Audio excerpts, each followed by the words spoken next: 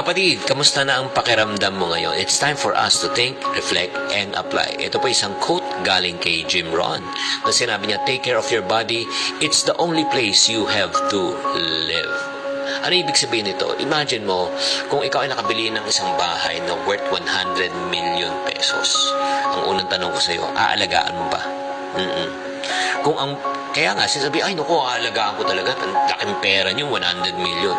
Ito nga, kung ang bahay inaalagaan mo, paano pa yung katawan lupa natin? Inaalagaan ba natin? Alam mo ba yung katawan lupa natin ay mas higit pa sa 100 million pesos? Do you agree?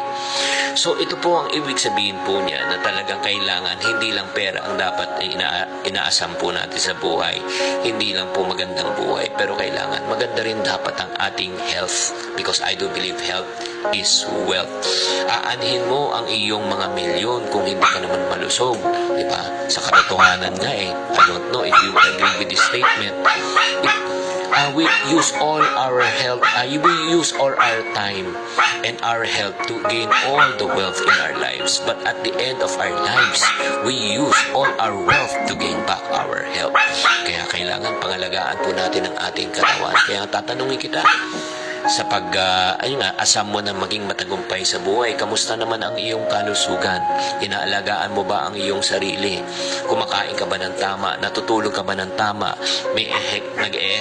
Nag-exercise ka ba para ikaw ay maging malusog na tao? Mag-comment ka naman sa comment section.